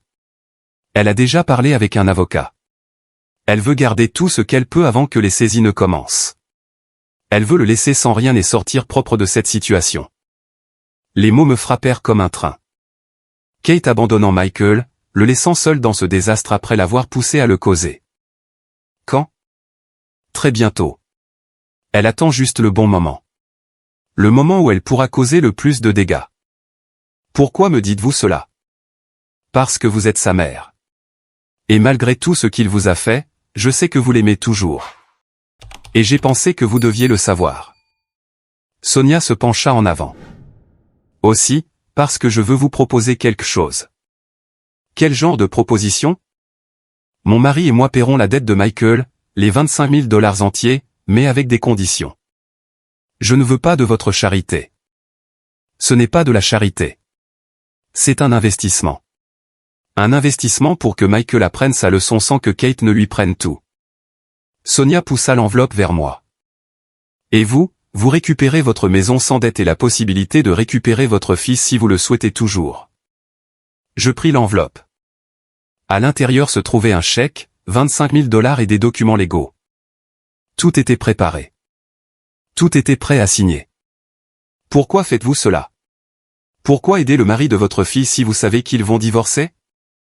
Parce que mon frère Robert m'a appris quelque chose avant de mourir. Il m'a dit que l'argent sans dignité ne vaut rien et que parfois faire ce qu'il faut coûte de l'argent, mais ça en vaut la peine. Sonia se leva. Réfléchissez-y, Madame Davis, vous n'avez pas à décider maintenant, mais l'offre est sur la table. Elle me raccompagna à la porte. Avant que je parte, elle me prit la main. Une chose de plus. Quand tout cela sera terminé, quand Kate partira, Michael aura besoin de quelqu'un. Il sera seul, détruit, et vous seul pourrez décider si vous voulez être là pour lui ou si vous préférez le laisser affronter les conséquences seul. Je quittai cette maison avec l'enveloppe dans mon sac et 1000 pensées dans la tête. Je rentrai chez moi en silence, pensant, calculant, ressentant. Quand j'arrivai à la maison, je sortis l'enveloppe et la posai sur la table. Je la regardai pendant des heures. Le chèque, les documents, la solution facile à tout ce problème. Mais rien de tout cela n'était facile. Il s'agissait de faire ce qu'il fallait. Et je ne savais toujours pas ce qui était juste à faire. Je passai toute la nuit de samedi sans dormir. L'enveloppe avec le chèque de 25 000 $ était sur ma table de cuisine. Je la regardais encore et encore, essayant de comprendre ce qui était juste, essayant de séparer ce que mon cœur voulait de ce que mon esprit savait que je devais faire. Dimanche matin, je pris une décision. J'appelai Monsieur Thompson. Monsieur Thompson, j'ai besoin que vous veniez chez moi aujourd'hui si possible. Quelque chose s'est passé, Madame Davis? Oui, quelque chose s'est passé, et j'ai besoin de vos conseils. Monsieur Thompson arriva 1 heure plus tard. Je lui montrai l'enveloppe. Je lui racontai ma conversation avec Sonia. Il lut attentivement les documents. Son expression était sérieuse. C'est une bonne offre, juridiquement solide. Vous seriez immédiatement libéré de vos dettes. Mais je dois être sûr de la raison pour laquelle je l'accepte. Est-ce que je l'accepte parce que je veux aider Michael ou parce que je veux qu'il apprenne la leçon de la manière la moins douloureuse? La question me frappa. Parce que je n'étais pas sûr de la réponse. Je ne sais pas honnêtement, je ne sais pas. Monsieur Thompson s'assit en face de moi. Madame Davis, ce que votre fils a fait est terrible, mais il va en payer les conséquences d'une manière ou d'une autre. La question est de savoir si vous voulez faire partie de son processus d'apprentissage ou si vous voulez vous retirer et le laisser tomber seul. Je suis sa mère. Être mère ne signifie pas être responsable de ses erreurs. Ni que vous devez toujours le sauver. Ces mots étaient durs, mais vrais. Toute ma vie, j'avais sauvé Michael de ses mauvaises notes, de ses mauvaises décisions, de ses dettes. J'avais toujours été là pour le rattraper avant qu'il ne tombe. Et peut-être que c'était une partie du problème. Que feriez-vous à ma place? Monsieur Thompson soupira. J'accepterai l'offre. Mais pas pour Michael. Pour vous, parce que vous méritez de vivre en paix sans dette qui pèse sur votre tête, sans avoir à vous soucier de perdre votre maison. Il avait raison. Ma maison, ma sécurité. C'était la chose la plus importante. Pas Michael. Pas Kate. Moi. D'accord, j'accepte. Monsieur Thompson hocha la tête. Alors, nous devons organiser une réunion avec Michael, avec Sonia, pour signer tous les documents et tout clarifier. Quand? Que diriez-vous de demain? Lundi après-midi à mon bureau. Neutre, professionnel. D'accord.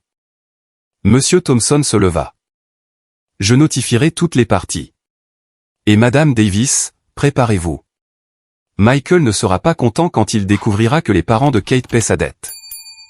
Après le départ de Monsieur Thompson, j'appelai Suzanne. J'avais besoin de parler à quelqu'un qui me connaissait vraiment. Elle vint avec une bouteille de vin et 2 verres. Raconte-moi tout. Je lui racontai tout sur Sonia, sur l'offre, sur ma décision. Suzanne m'écouta en silence pendant que nous buvions le vin. Tu as fait ce qu'il fallait, Eleanor. Tu crois? Oui, parce que maintenant tu peux dormir tranquillement parce que ta maison est en sécurité et parce que tu as donné à ton fils une dernière chance d'apprendre. S'il la gaspille, ce n'est plus ton problème. Ces mots me donnèrent la paix. Pour la première fois depuis des jours, je sentais que je pouvais respirer profondément. Le lundi arriva plus vite que prévu. Je me préparais soigneusement. La même robe bleu clair, les cheveux bien coiffés.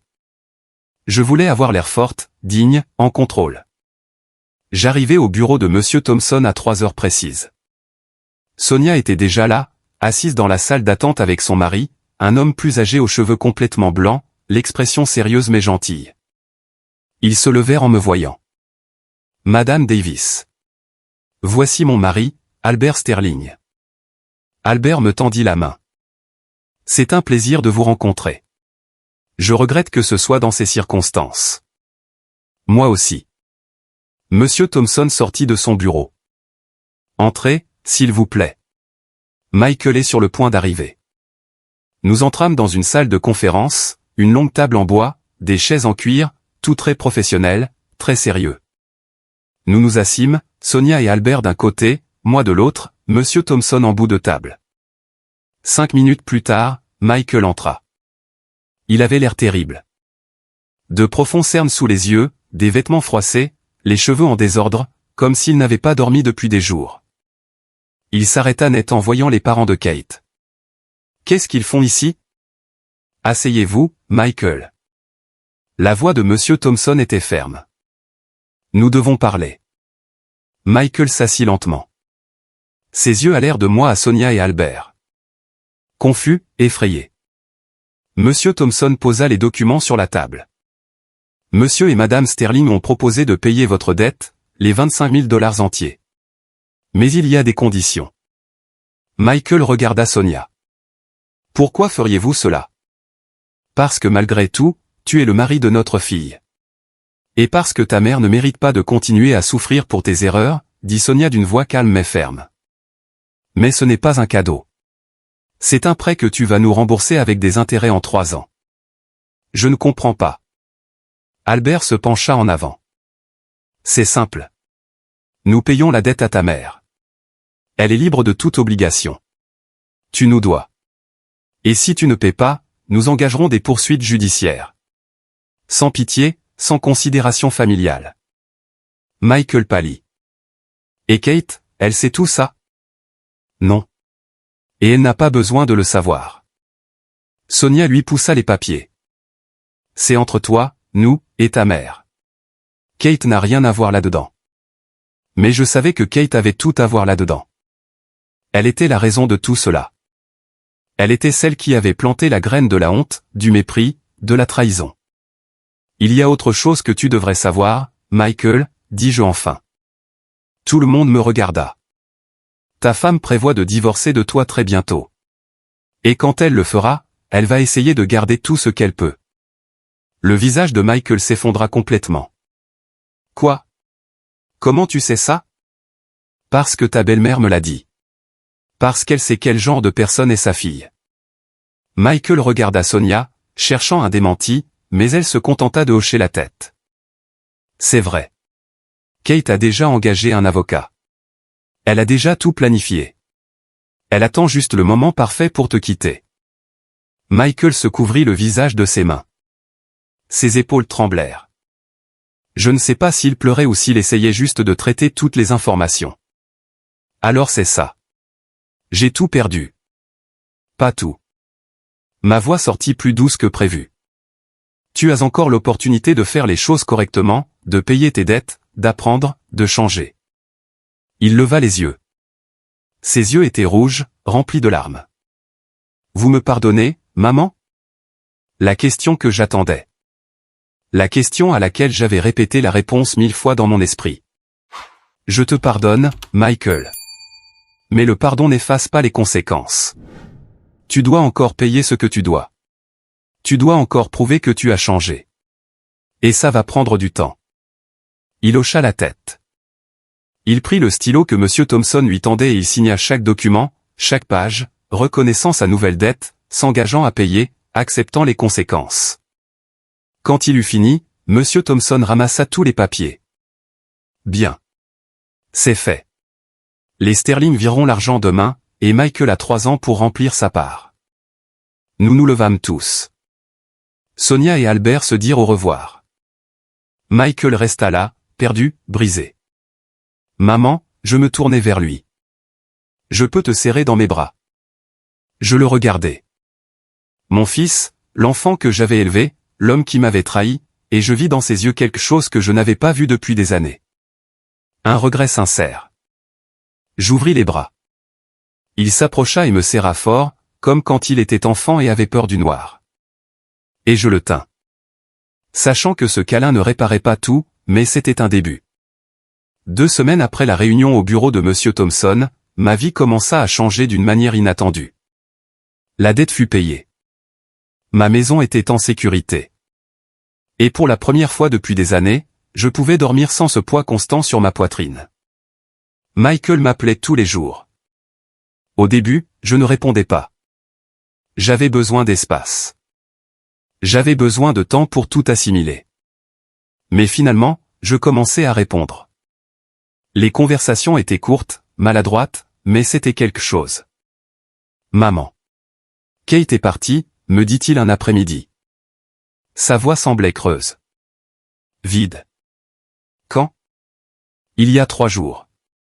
Elle a pris tout ce qu'elle pouvait. La moitié des meubles, tous ses vêtements, même les photos des murs. Il marqua une pause.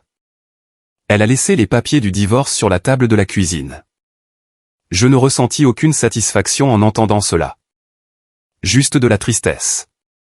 De la tristesse pour mon fils qui apprenait la leçon la plus dure de sa vie. Où vis-tu? Dans la maison. Mais elle est presque vide. Je n'ai même pas assez de chaises. Sa voix se brisa. Je dois vendre la maison, maman. Je ne peux pas payer le prêt immobilier seul. Et qu'est-ce que tu vas faire? Je ne sais pas, chercher un appartement plus petit, quelque chose que je puisse me permettre. Recommencer. Recommencer. Les mêmes mots que j'avais dû utiliser tant de fois dans ma vie. Quand son père nous avait abandonnés, quand j'avais perdu des emplois, quand les choses devenaient difficiles, toujours recommencer. Michael, il y a quelque chose que je veux te dire. Quoi, maman? Ce que tu vis maintenant. Cette douleur, cette perte, c'est ce que j'ai vécu pendant des années. Chaque fois que tu m'as exclu, chaque fois que tu m'as menti, chaque fois que tu m'as traité comme si je ne valais rien. Il y eut un silence à l'autre bout. Je sais, maman. Et je suis désolé. Je suis vraiment désolé. Je suis désolé aussi. Désolé que tu aies dû en arriver là pour le comprendre. Une semaine plus tard, Michael frappa à ma porte. Il portait une boîte dans ses mains. Il avait l'air fatigué, mais plus propre que la dernière fois, plus soigné. Je t'ai apporté quelque chose. Il ouvrit la boîte. À l'intérieur se trouvaient toutes les photos de famille que Kate avait prises. Des photos de quand Michael était enfant, des photos d'anniversaire, des photos de Noël, des photos de moments heureux qui semblaient une autre vie. Je suis allé à son appartement. Je lui ai demandé de me rendre les photos. Au début, elle ne voulait pas, mais j'ai insisté. Ces photos sont à toi, maman. Elles l'ont toujours été. Je pris les photos d'une main tremblante. Nous étions là, souriants, heureux avant que tout ne se complique. Merci. Il s'assit sur le canapé, le même canapé où nous avions eu tant de conversations, tant de disputes, tant de douleurs. J'ai trouvé un travail, maman. Ça ne paie pas beaucoup, mais c'est honnête. Dans une entreprise de construction. Travail de bureau. Je suis contente. Et j'ai vendu la voiture. J'en ai acheté une d'occasion. Moins chère, plus pratique. Il me regarda dans les yeux. J'essaie, maman. J'essaie vraiment de faire les choses correctement. Je vis dans ses yeux quelque chose que je n'avais pas vu depuis longtemps. De l'humilité. Une humilité authentique. Je peux venir te rendre visite? Pas tous les jours. Juste quand tu as envie de me voir. Sans pression. J'y pensais. Une partie de moi était encore en colère, blessée, mais une autre partie, celle qui serait toujours sa mère, voulait lui donner une chance. D'accord, mais à certaines conditions. Quelles qu'elles soient. Plus de mensonges, plus de secrets, et du respect. Toujours du respect. Je le promets. Les mois suivants furent une lente reconstruction. Michael venait me rendre visite le dimanche. Il apportait du café et des beignets. Nous nous asseyions dans la cuisine et parlions. De vraies conversations sur son travail, sur son divorce, sur ses erreurs, sur ce qu'il ressentait. Un dimanche, il amena quelqu'un d'inattendu avec lui. Monsieur Thompson, l'avocat. Maman, Monsieur Thompson veut te parler de quelque chose d'important. Monsieur Thompson s'assit avec moi dans le salon. Il sortit des papiers de sa mallette. Madame Davis, j'ai de bonnes nouvelles. Robert a laissé autre chose dans son testament. Quelque chose que je n'ai pas mentionné auparavant car il y avait des procédures légales à accomplir. Quoi? Robert vous a laissé 50 000 $ dans un fonds fiduciaire pour votre retraite afin que vous puissiez vivre dignement le reste de vos jours. Les mots n'avaient aucun sens. 50 000 $, un homme que je n'avais jamais rencontré et qui est mort en me protégeant. Je ne peux pas accepter ça. C'est déjà fait, madame. C'est légalement à vous. Robert était très clair dans ses instructions. Monsieur Thompson me tendit les papiers. L'argent est sur un compte à votre nom. Vous pouvez l'utiliser comme vous le souhaitez, pour réparer la maison, pour voyager, pour tout ce dont vous avez besoin. Les larmes commencèrent à couler. Mais c'étaient des larmes de gratitude, de soulagement, d'espoir. Pourquoi a-t-il fait tout ça pour moi? Parce qu'il a vu en vous quelque chose que votre propre fils n'a pas pu voir. Dignité, force, courage. Monsieur Thompson se leva. Il voulait que vous sachiez qu'il y a de bonnes personnes dans le monde, qu'il y a encore de la justice. Après le départ de Monsieur Thompson, Michael s'assit à côté de moi. Vous le méritez, maman. Et bien plus encore. Je le regardais, mon fils qui apprenait enfin, qui changeait enfin. Tu sais ce que je vais faire avec cet argent? Quoi? Je vais réparer la maison. Les fenêtres qui ont besoin d'être réparées, le toit qui fuit, tout ce que j'ai cessé de faire parce que je te donnais toujours de l'argent. Je lui pris la main. Et puis je vais voyager. Je vais voir l'océan. Quelque chose que j'ai toujours voulu faire mais que je n'ai jamais pu. Michael sourit. Un sourire triste mais sincère. Ça a l'air parfait. Et toi? Comment ça se passe avec les paiements au sterling? Je vais bien. Je paie ponctuellement chaque mois. Albert dit que si je continue comme ça, je pourrais peut-être finir de payer en 2 ans au lieu de 3. Je suis contente. Nous nous assîmes en silence. Un silence confortable, pas comme avant. C'était un silence de paix, d'acceptation, d'un nouveau départ. Suzanne frappa à la porte cet après-midi-là. Elle apporta des fleurs de son jardin. J'ai entendu la bonne nouvelle. Tout le quartier est content pour toi, Eleanor. Je la serrai dans mes bras. Cette femme qui avait été à mes côtés quand personne d'autre ne l'était. Cette vraie amie. Merci pour tout, Suzanne. D'avoir été là, de m'avoir écouté, d'avoir été ma famille quand je n'en avais pas. Je serai toujours là. Toujours. Cette nuit-là, je m'assis sur mon porche, regardant les étoiles, sentant la brise fraîche sur mon visage. Ma maison était en sécurité. Mon avenir était assuré. Mon fils apprenait. Et j'étais enfin en paix. Ce n'était pas la fin parfaite d'un conte de fées. Il y avait encore des cicatrices. Il y avait encore de la douleur. Mais il y avait quelque chose de plus important. Il y avait de la dignité. Il y avait du respect. Il y avait de l'espoir. Et pour la première fois depuis des années, je me sentais vivante. 6 mois ont passé depuis cette horrible nuit où Kate m'a dit que je n'étais pas assez bien pour m'asseoir à une table que j'avais payée moi-même. 6 mois depuis que mon monde s'est effondré et que j'ai dû le reconstruire morceau par morceau. Et maintenant, assise sur mon porche en ce dimanche après-midi, je peux dire que je suis une femme différente. La maison est entièrement rénovée. Les nouvelles fenêtres laissent entrer la lumière sans le froid de l'hiver. Le toit ne fuit plus quand il pleut. La cuisine a des appareils qui fonctionnent. Tout ce que je devais réparer depuis des années est enfin fait. Et je l'ai fait avec mon propre argent. Avec le cadeau que Robert m'a laissé, un homme que je n'ai jamais rencontré, mais qui m'a vu quand ma propre famille ne l'a pas fait. Michael vient tous les dimanches sans faute. Il apporte du café et des beignets comme un rituel. Nous nous asseyons dans la cuisine et parlons vraiment. Il me parle de son travail, de ses difficultés, de la façon dont il apprend à vivre avec moins mais avec plus de dignité. Il ne conduit plus de voiture de luxe. Il ne porte plus de vêtements de marque. Il ne prétend plus être ce qu'il n'est pas. Et honnêtement, il est mieux ainsi. Plus réel, plus humain. La semaine dernière, il m'a apporté quelque chose de spécial. Une enveloppe avec de l'argent. C'est le premier paiement que je fais au sterling en avance. Je voulais que tu le voies. Je voulais que tu saches que je tiens mes engagements. Je pris l'enveloppe et la regardai. 3000 $ gagnés honnêtement, payés ponctuellement. Je suis fier de toi, mon fils. Ses yeux se remplirent de larmes. C'est tout ce que j'ai toujours voulu entendre de toi, maman. Et j'ai dû tout perdre pour le mériter. Tu as raison.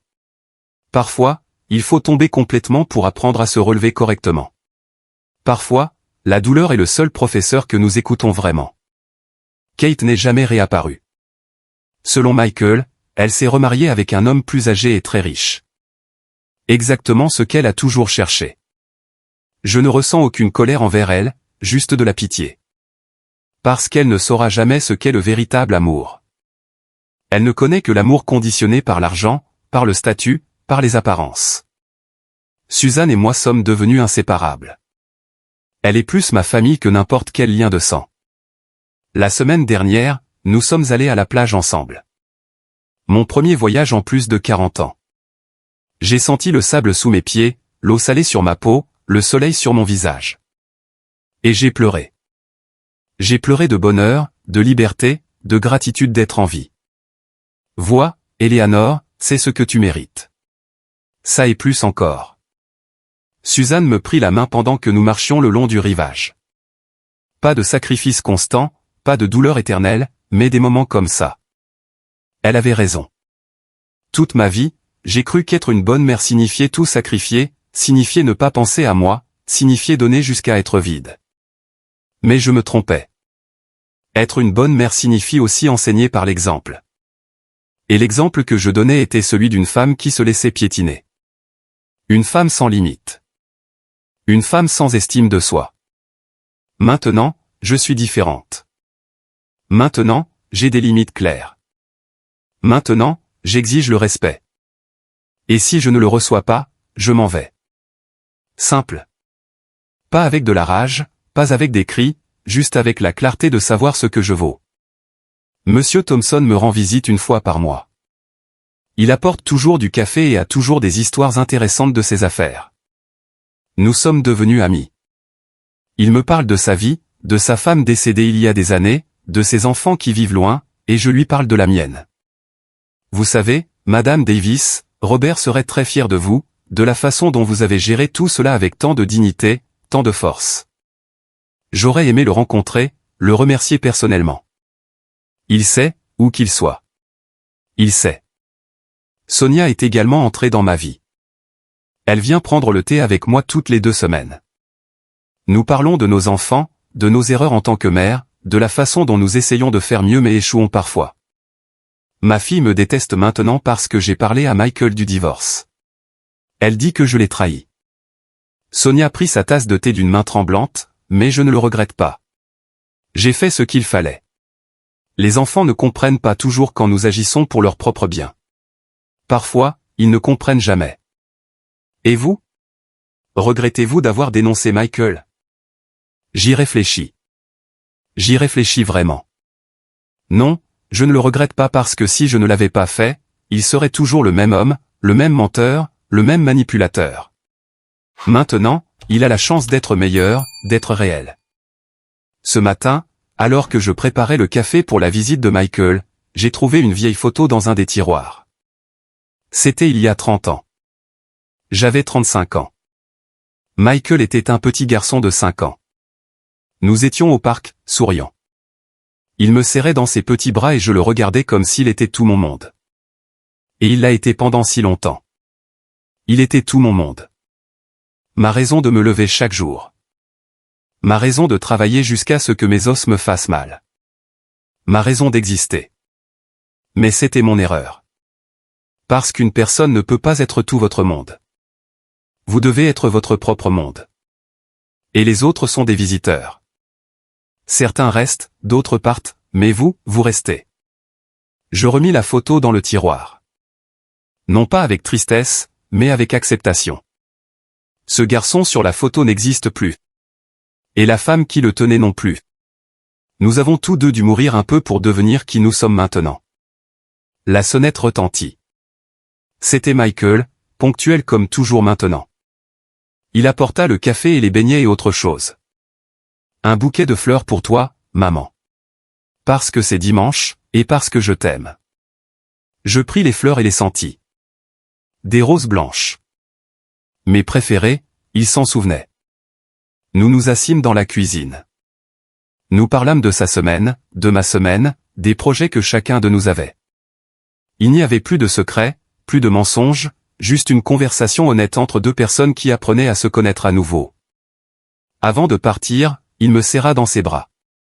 Merci, maman, de ne pas m'avoir abandonné, de m'avoir donné cette seconde chance. Merci de m'avoir enfin vu. De m'avoir enfin valorisé. Je le regardais s'éloigner dans sa voiture d'occasion et je souris. Ce n'était pas le fils parfait. Il ne le serait probablement jamais, mais c'était un fils qui essayait et c'était suffisant. Cette nuit-là, je m'assis sur mon porche comme je l'avais fait tant de fois ces derniers mois, regardant les étoiles, sentant la paix qui ne vient qu'après la tempête. Ma vie n'était pas parfaite. Il y avait encore des jours difficiles. Il y avait encore des moments de tristesse. Mais il y avait aussi de la joie. Il y avait de l'amitié. Il y avait de la dignité. Il y avait de l'amour de soi. Je pensais à toutes les femmes comme moi. Des femmes qui donnent tout sans rien demander. Des femmes qui se laissent piétiner parce qu'elles pensent que c'est de l'amour. Des femmes qui perdent leur identité en devenant mères. Et je voulais leur dire quelque chose. Quelque chose que j'aurais aimé entendre il y a des années. Votre sacrifice est valable. Mais il n'a pas besoin d'être total. Votre amour est important, mais pas au prix de votre dignité. Vos enfants sont votre trésor, mais vous avez aussi de la valeur. Et si quelqu'un vous fait sentir invisible, si quelqu'un vous traite avec mépris, si quelqu'un vous utilise sans gratitude, vous avez le droit de vous défendre. Vous avez le droit de dire « ça suffit ». Vous avez le droit d'exiger le respect. Parce que le véritable amour n'humilie pas. Le véritable amour n'exclut pas. Le véritable amour ne fait pas honte. Et si ce que vous recevez ne ressemble pas à de l'amour, alors ce n'est pas de l'amour. C'est autre chose. Et vous méritez mieux. Je me levai du porche et rentrai dans ma maison. Ma maison en sécurité, payée, rénovée, le reflet de ce que j'étais moi-même maintenant. Rénovée, plus forte, plus claire, plus complète. Avant de me coucher, je me regardais dans le miroir. Je vis une femme de 65 ans avec des rides qui racontaient des histoires, avec des cheveux gris qui montraient la sagesse, avec des yeux qui avaient pleuré mais qui brillaient maintenant d'espoir. Et j'aimais ce que je voyais. Je n'étais plus la femme qui mendiait des miettes d'attention. Je n'étais plus la femme qui acceptait n'importe quel traitement juste pour ne pas être seule. J'étais la femme qui connaissait sa valeur.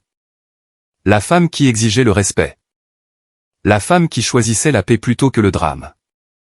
La femme qui s'était enfin choisie elle-même. Et ça, c'était tout. Je m'allongeai dans mon lit, fermai les yeux, et pour la première fois depuis de nombreuses années, je dormis profondément, sans cauchemar, sans souci, juste avec la certitude que demain serait un autre jour et que j'irais bien.